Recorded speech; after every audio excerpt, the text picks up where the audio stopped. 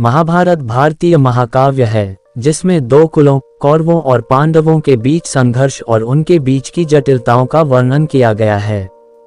इसकी रचना वेद व्यास ने की थी और इसे सबसे बड़े महाकाव्यों में गिना जाता है।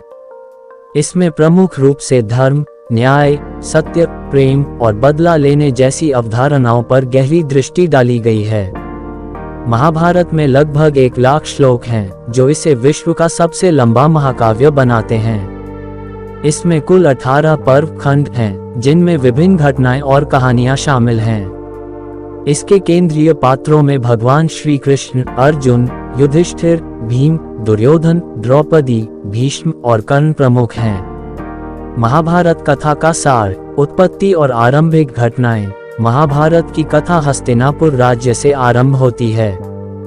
हस्तिनापुर के राजा शांतनु का विवाह गंगा से हुआ था, जिनसे भीष्म का जन्म हुआ।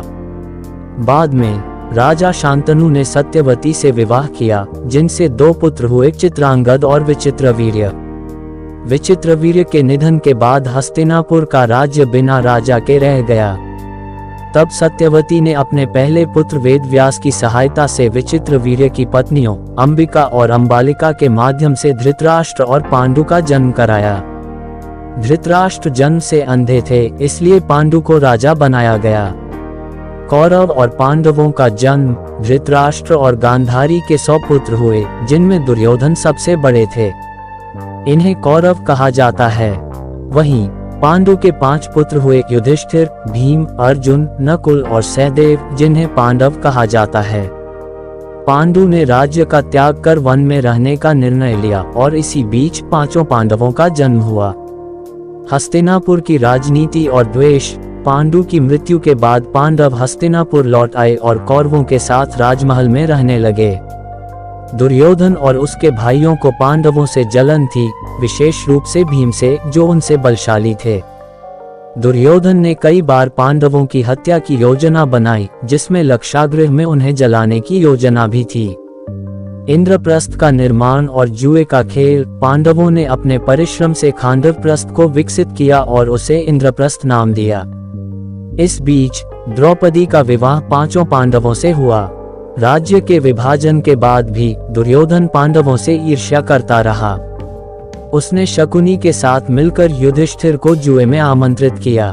इस खेल में युधिष्ठिर ने अपना सब कुछ हार दिया, जिसमें उनका राज्य, उनके भाई और उनकी पत्नी द्रौपदी भी शामिल थी।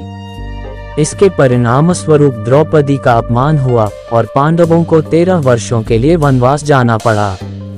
वनवास और अज्ञातवास। 13 वर्षों के वनवास के दौरान पांडवों ने अनेक कठिनाइयों का सामना किया। वनवास का अंतिम वर्ष अज्ञातवास था, जिसमें उन्होंने विराट नगर में छुपकर समय बिताया। अज्ञातवास के अंत के बाद पांडवों ने अपना राज्य वापस मांगा, परंतु दुर्योधन ने उन्हें एक सुई की नोक जितनी भूमि देने से भी इनकार कर दिया। महाभारत युद्ध। अंततः हस्तिनापुर की गद्दी के लिए कुरुक्षेत्र में भीषण युद्ध हुआ।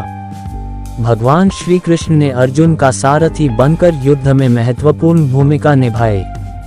युद्ध में भीष्म, द्रोणाचार्य, कर्ण, अभिमन्यु और दुर्योधन सहित कई महावीरों का वध हुआ।